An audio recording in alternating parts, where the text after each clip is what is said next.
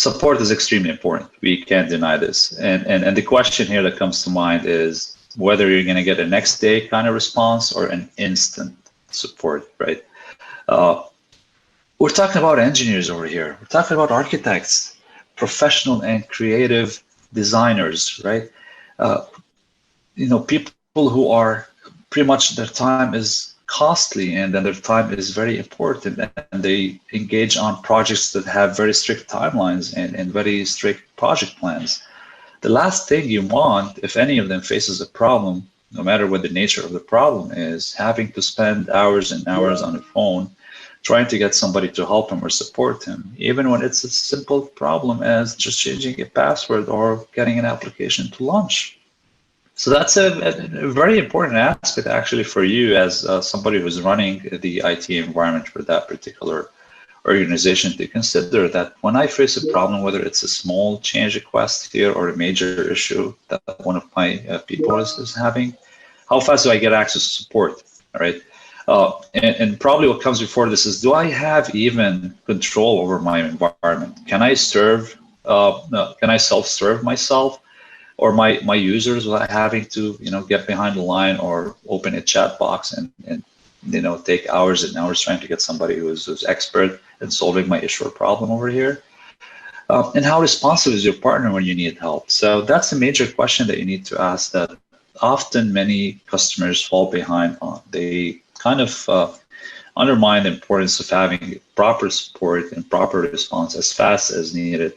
And again, time is money over here. Not getting that kind of support means you're losing money and you're having people kind of not being productive, which is not something that you could tolerate or live with.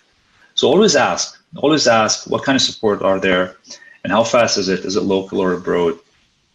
And is it guaranteed or not? Because many of them wouldn't even stand behind or guarantee or provide you with an SLA for that particular response time or resolution time when you need help the most.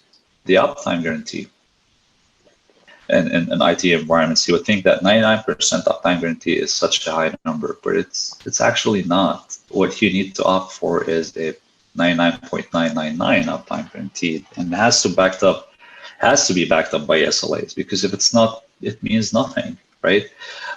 So do not settle, our advice over here. Ask for 24/7, 365 proactive monitoring, and make sure that monitoring actually guarantees your availability of 5 nines. What does that mean? That means that your provider needs to have a SOC and a NOC capability and has to have teams who are sitting there 24/7, 365 monitoring proactively every aspect that is happening on your SOC, on your NOC, on your environment in general, right? You should be able to, kind of spot if there is a problem or an issue that could come down the road, and you should be able to diffuse it way at a time. You shouldn't really settle for this.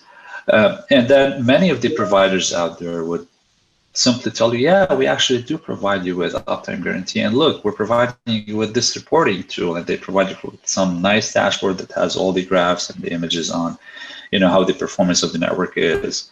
But that's not enough, because reporting is one thing. Proactively acting on potential or possible disruptions that could happen to your environment is a completely different thing.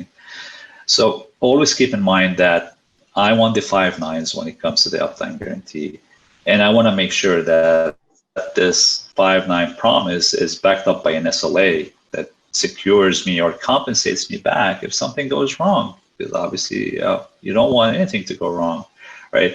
So that makes a big difference. And if you come to calculate on a yearly basis, 99 versus 5 nines, the difference is huge in terms of disruption and in terms of operation sustainability.